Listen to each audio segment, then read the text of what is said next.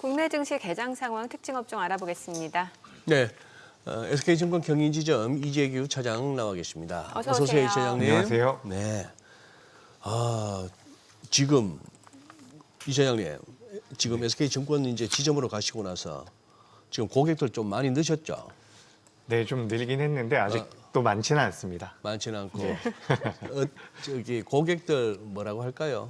어떤 투자 경력이나 아니면 뭐 연령대나 조금 혹시 뭐 꼭 이 차장님 케이스가 아니더라도 요즘 분위기가 어떤가 싶어요. 네, 요즘에 그러니까 그동안 주식 투자를 안 하셨던 분들이 굉장히 많이 찾아오는 것 같습니다. 연령대가 좀 있으신 분들 같은 경우도 네. 이제 뭐 ETF 거래라든지 예. 삼성전자라든지 SK 하이닉스 같은 이런 대형주에 대해서 관심이 굉장히 많이 늘어난 것 같거든요. 네. 그래서 뭐 요즘에 고객 예탁금 같은 경우도 많이 늘었다라고 이야기가 되는데 실제로 우리가 이번 주 월요일 날 한번 급락이 나왔죠. 당시에 네. 이제 예. 개인 투자자분들이 엄청나게 많이 매수를 했다라고 하는데 그 다음날 지금 현재까지의 흐름을 보면 고객 예탁금은 더 늘어나고 있습니다. 그렇기 때문에 시장의 자금이 유동성이 굉장히 풍부한 그런 상황인 것 같습니다. 그 돈이 어디서 오는 것 같습니까? 일단 뭐 가지고 계셨던 돈들도 있는 것 같고 네. 뭐 예적금을 좀 해약해서 나오시는 자금들도 있는 것 같고요. 지금 정부에서는 뭐 다주택자들한테 네. 지금 이제 얼마 안 남았다. 지금 이번 기회에 다 팔아라 네. 뭐 하고 있던데. 그것도 좀 영향이 있는 것 같습니다. 지금 뭐 근데 주택- 누가 삽니까? 뭐 대출이 돼야 그죠. 집을 사지. 그래서 참 애매한 부분이 있는 것 같은데 예. 그래도 일단 우리가 수치로 봤을 때는 예. 지금 고객 예탁금뿐만 아니라 예. 우리가 이제 CMA 계좌라고 예. 이제 예. 자금을 운용할 수 있는 여러 가지 방법 중에 계좌 중에 하나가 있는데 CMA 같은 경우도 지금 잔고가 100조가 넘게 쌓여 있는 걸로 알고 있거든요. 그래서 CMA에서 또 이제 주식 계좌로도 자금이 넘어올 가능성이 있다라고 보면 시장의 유동성은 굉장히 풍부한 상황인 것 같습니다. 그 부동산과 관련되어 있는 부분 같은 경우도 내러티브로도 작용이 될 수가 있고 네. 실제로 내가 뭐 건물을 하나 팔고 내가 주택을 하나 팔면 주식 투자를 하겠다라는 분들도 간혹 계시거든요. 어허. 근데 이제 뭐 판매가 될지는 모르겠지만 예. 뭐 어쨌든 시장의 분위기 자체는 증시를 좀 부양하겠다라는 쪽으로 계속해서 만들어지고 있는 것 같습니다. 아니 보면은 미국도 그렇고 우리 시장도 순환매가 굉장히 빠르게 나타나고 있어요. 오늘은 보니까 또 2차 전지 쪽으로 좀 수급이 쏠리고 있고 원전도 그렇고요. 이럴 때는 어떤 전략이 좋은 거예요? 그냥 뭐 좀 괜찮은 섹터 종목들 대장주 계속 들고 있는 게 좋은 거예요? 네, 이게 참 어려운 것 같습니다. 정말 시장이 밀리면 이게 왜 시장이 과하게 밀렸고 네. 우리나라 기업들의 펀더멘탈이 이렇기 때문에 여기선 좀 참으시고 보유를 하시면 수익이 날 수 있습니다. 이렇게 설명을 드리면 되는데 일단 지금 우리나라 시장이 단기적으로 가파르게 올라온 부분은 맞아요. 네. 그렇기 때문에 언제든지 조정을 좀 나올 수 있다는 관점을 가져주시고 다만 지금 주식이 아예 없다라고 한다면 소외될 가능성이 있다라고 저는 생각이 되거든요. 그래서 최근에 뭐 ETF 쪽으로 자금이 많이 들어온다라고 하는데 대다수의 대형주들 같은 경우는 지금 쉽게 꺾일 것 같지가 않습니다. 사실 이번 주 월요일 날 우리나라 시장이 급락이 나오고 나서 너무 과하게 밀렸다라고 생각을 했기 때문에 어제는 반등이 나올 거라고 생각을 했거든요. 네, 네. 근데 이렇게까지 강하게 나올 줄은 몰랐어요. 그러니까 월요일 날 나왔었던 하락분을 전부 다 되돌리는 흐름이 나왔기 때문에 우리나라 시장이 굉장히 강하고 그런 관점이라고 한다면 다시 한번 시세가 이어질 가능성이 있다라고 저는 생각을 하고 있습니다. 물론 지금 시장의 유동성이 가장 큰 트리거가 될 수 있다라는 분석도 있지만 추가적으로 지금 삼성전자와 SK하이닉스 같은 경우는 예상이 되고 있는 실적 가이던스가 계속해서 상향이 되고 있거든요. 그래서 우리가 실적을 기반으로 했을 때 밸류를 측정해 본다면 우리나라 시장은 더 올라가는 게 맞다라는 말씀은 드리고 싶습니다. 다만 속도의 문제고 개인 투자자분들 입장이나 초보 투자자분들 입장에서는 처음에 내가 가지고 있는 자금을 지금 현재 시점에서 모두 다 투입을 하게 되면 지수 자체나 종목 자체가 조정을 좀 받을 때 버텨내기가 좀 어렵습니다. 그렇기 때문에 분할 매수의 관점으로 이렇게 좀 의견을 드리고 오늘 뭐 2차 전지가 또 강하게 올라오고 있는데 대형주 단에서의 선순환이 좀 이어지지 않나라고 생각이 돼서 이 부분 체크하시면 좋을 것 같고 단기적으로도 시장이 좋다라고 보지만 또 중장기적으로 보신다면 뭐 실적이 잘 나올 수 있는 산업재 같은 경우도 매력적일 수 있다라는 말씀 드리겠습니다. 산업재면은 어디를 말씀하시는 거예요? 뭐 조선과 방산 같은 거는 저는 굉장히 매력적일 수 있다라고 생각을 해요. 어제 같은 경우도 조선주들이 오랜만에 반등이 나왔는데 오늘 보니까 조선 쪽에 대해서 모멘텀이 될 만한 내용들이 몇 개 있더라고요. 네. 카타르에서 뭐 LNG 운반선을 200척 정도를 발주를 하겠다. 그중에서 뭐 원래 70척 정도 이제 발주를 한다라고 이야기가 나왔다가 120척 정도가 늘어났거든요. 그래서 여기서 우리나라 기업들이 뭐 3분의 1이라도 수주를 따온다라고 한다면 실적에 대한 상향 가이던스가 나올 확률이 높다라는 거죠.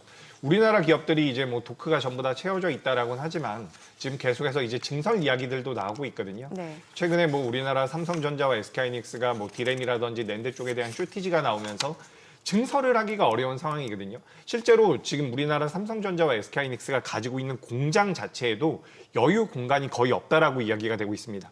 삼성전자를 예로 들자면 P4 공장 같은 경우는 공정이 전환이 되고 있는 과정이고요. P5 같은 경우에도 여유 공간이 없기 때문에 증설을 하기가 어려운 상황이거든요. 근데 삼성전자와 SK하이닉스 입장에서는 이 현물 가격이 계속해서 올라가고 있는 상황에서 무리하게 증설을 한 이후에 나중에 이제 피크를 찍게 되고 이제 수요 자체가 줄어들게 된다면 그에 따른 리스크를 회피하기 위해서 지금 그 증설 자체를 제한적으로 만들 가능성이 높습니다. 비슷합니다. 조선 같은 경우도 지금 우리나라가 꽉 채워져 있는 상황인데 그동안 증설을 하진 않았었거든요. 근데 증설 속도가 너무 느리다라는 단점이 있었는데 여기서 이제 캐펙스 투자가 어느 정도 나오고 있다라는 것은 뭐 조선 업에 이제 종사하시는 분들이 저보다야 잘 알겠죠. 그러니까 뭐 가능성이 있거나 성장성에 대한 베팅이 어느 정도 들어간다는 관점으로 본다면 매력적이고 지금 미국에서 정부 같은 경우도 계속해서 해외 조선소, 그러니까 예를 들어서 미국에서 배를 한 척 건조하는데 드는 비용이 네. 우리나라에서 5척, 6척 건조하는 비용과 거의 비슷하다라고 이야기가 돼요. 그렇다라고 한다면 미국 입장에서는 동맹 국가인 우리나라를 어떻게 보면 같이 협업하지 않을 이유는 없다라는 예. 거죠. 그렇죠. 그런 관점에서는 저는 조선주 같은 이런 산업재도 괜찮을 것 같고요. 뭐 방산 쪽 같은 경우도 최근에는 주가 흐름이 그렇게 탄력적이진 못하지만 방산주들 같은 경우도 글로벌 정세에 따라서 수혜를 받을 가능성이 높고 오늘 원전 쪽도 오랜만에 좀 올라오고 있는데 원전만 올라온 것도 아니고 지금 태양광 같은 경우도 같이 좀 올라오고 있거든요. 태양광 같은 경우는 뭐 우주항공과 관련돼서 일론 머스크가 뭐 우주에 발사를 해서 우주 쪽에다가 데이터 센터를 짓겠다. 이 내용에서 이제 태양광 발전도 좀 연결이 되고 있는 것 같은데 사실 전반적으로 뭐 에너지원이 부족하다라는 이야기들이 많이 나오고 있죠. 그런 관점에서 원전 쪽과 뭐 태양광 같은 경우도 지금 시장에서 좀 부각이 되고 있지 않나.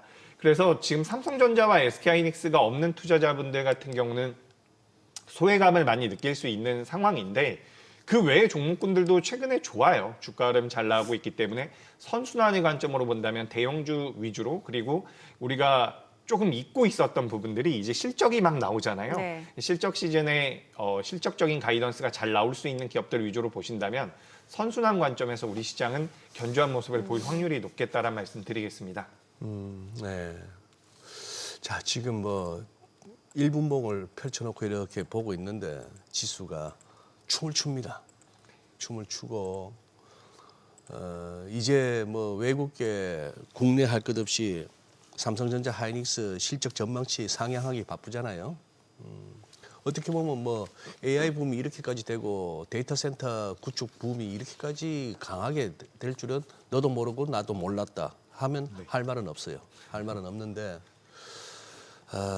그래요. 이것도 이 차장님하고 저하고 약간 이렇게 힘 빠져 하는 지수에다가 힘을 한번 보태봅시다. 죽는 소리 한번 해봅시다.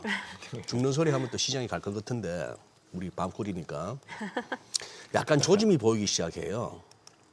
그 조짐 평소에 어떤 과거에 경험했던 그 고점 조짐이 이렇게 몇 가지 관찰되는데 이번에는 그러한 과거의 학습 효과도 다 무위로 돌릴 수 있을 정도로 돈 많아. 아직도 110몇 조가 기다리고 있어. 그리고 정부가 용납을 안 해. 네. 장 빠지는 거를. 네. 누구를 동원하든 뭐 이런 식으로 믿고 갈 것 같으면은 과거 그거 들이대지 말아 해야 되는데 첫째는 조금만 이렇게 어떤 종목에 대한 부정적인 뷰가 제시되면은 바로 공부 타령이 나옵니다. 야, 너 나가서 공부 좀 더 하고 와라 이럽니다. 이게 2020년, 21년에 겪어봤지만 그게 이제 고점 조짐이 하나고 또 하나 이제 경제 채널들이 개편을 해요. 개편을 하는데 새벽부터 밤까지 죄다 종목만 디립다 파겠다고 가요. 예. 그것이고 지표고 네. 정책이고 쓸데없는 소리 하지 말고 종목만 가자 이건데 이것도 제가 경험한 바로는 고점 지궁의 하나입니다. 뭐 그렇긴 한데 살짝 봐 이러니까 올라가는 거 봐 이거 빠질 듯 하던 지수가 오 그래 저 이진우 또 헛소리 한다 하면서 그래 그런 애들이 너 같은 애들이 많아 이건 장이 가는 거야 이런 분위기예요. 예. 여기다 한번 조금 더 우리 이 차장님도 한번 힘을 보태주시죠 지수에. 네, 일단 어, 저도 좀 힘을 보태보겠습니다. 그러니까. 예. 기술적으로 우리가 시장을 분석할 때 대다수의 투자자분들은 뭐 차트에 줄을 쭉쭉 긋고서 왜 그렇게 기술적인 분석을 하냐라고 예. 말씀을 하시지만 우리가 이제 기관 투자자나 외국인 투자자 같은 경우 기술적인 이런 자료를 가지고 있거든요. 근데 지금 우리나라 코스피와 코스닥 같은 경우는 주가와 밑에 있는 이동평균선의 이 이격도가 있습니다. 이격도가 작년 10월 달 같은 경우도 많이 벌어졌었던 경우가 있거든요. 당시에 지금 제가 제 HTS를 보면 작년 10월 달 11월 3일 같은 경우는 120일 이동평균선과 이격도가 약 25% 정도가 벌어져 있었던 상황이에요. 근데 지난 수요일, 지난주 같은 경우, 지난주 금요일이죠. 지난주 금요일에도 25%, 26% 정도가 벌어졌거든요.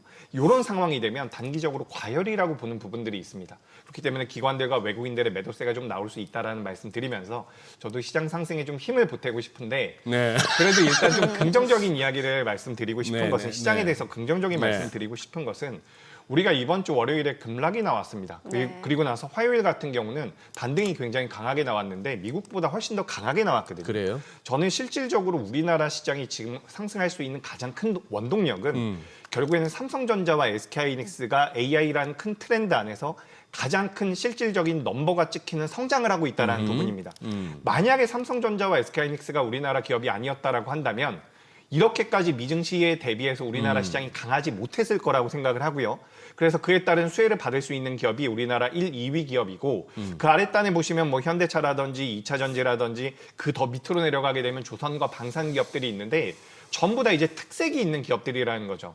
이 기업들이 현재 우리나라 시장에서 부각이 되고 글로벌 시장에서 우리나라 기업들의 입장에서도 수혜를 받을 수 있는 기술력을 가지고 있다. 네. 전 이게 굉장히 크다라고 생각을 하거든요. 사실 저는 최근에는 미증시가 좀 밀린다라고 하더라도 우리나라 시장은 일단 내러티브가 좀 다르다라고 생각을 하고 있습니다. 아하. 샌디스크 계속해서 올라가고 있고요. 마이크론 올라가고 있는데 어제 같은 경우는 뭐 SK하이닉스, 뭐 샌디스크라든지 관련돼서 SSD 쪽에 대한 기업들의 주가 흐름이 좋았거든요.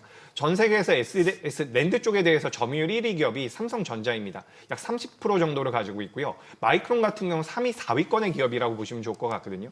우리나라 기업들이 더 상단에 있기 때문에 그에 따른 수혜를 받을 수 있다. 결국에는 AI란 트렌드에서 우리나라 기업들이 가장 잘하고 있다는 거고 두 번째는 정부의 정책적인 부분도 우리가 무시할 수 맞아요. 없다라고 생각을 하고 네. 있습니다. 그렇기 때문에 지금 우리 시장을 좀 독자적으로 볼 필요도 있지 않을까라고 생각이 돼서 요건 이제 어떻게 보면 시장이 좋을 것이다라는 이야기라서 지수가 또 빠질 수가 있는데 일단 저는 긍정적으로 보고 있는 부분들이 분명히 있습니다. 예. 네.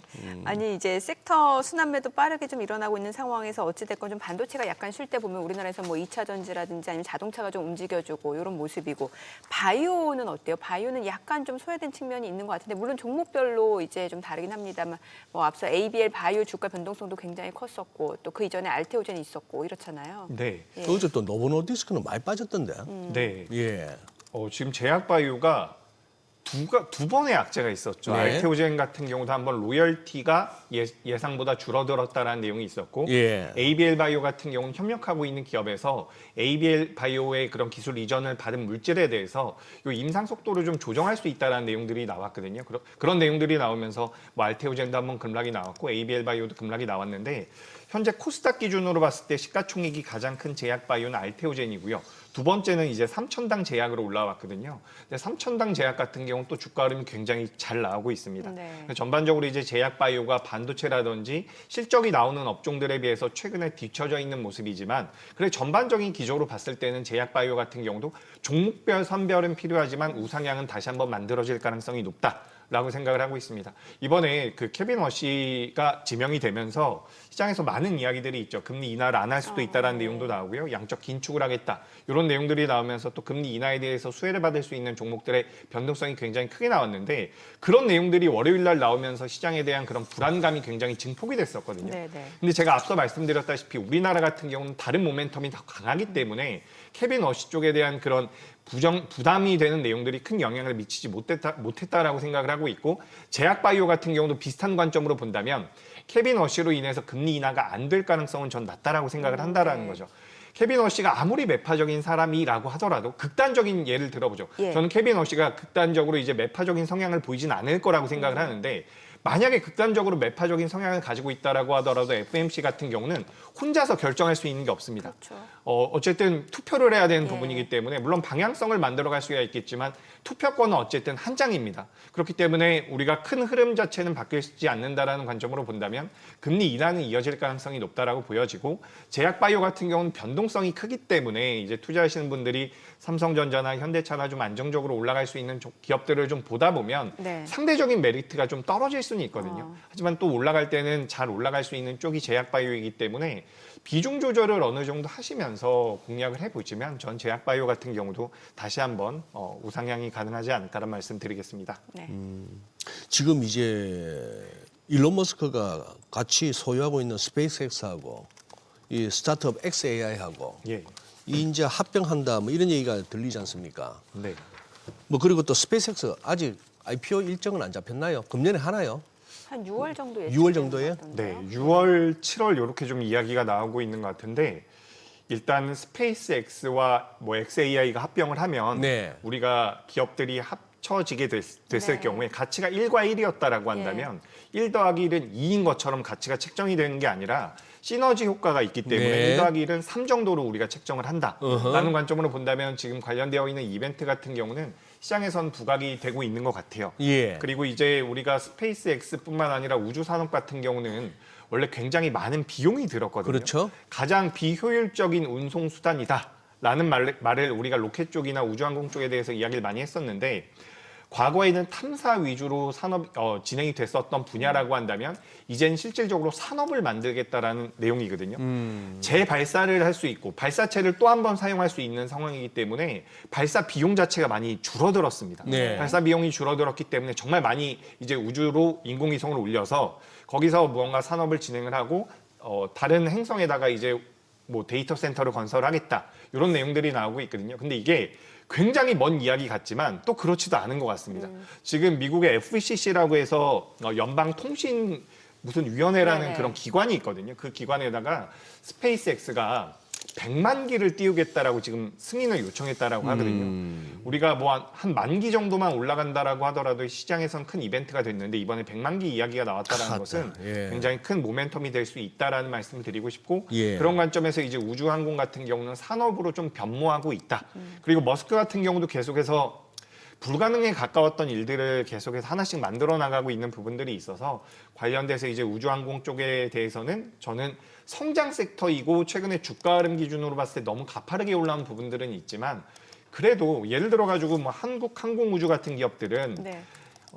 많이 올라왔다라면 많이 올라왔다라고 볼 수도 있지만 가치적인 측면에서는 추가 상승의 가능성도 전 있다라고 보여지거든요. 그래서 우주항공 같은 경우는 스페이스X라는 모멘텀으로 인해서 좀 움직일 수 있지 않을까.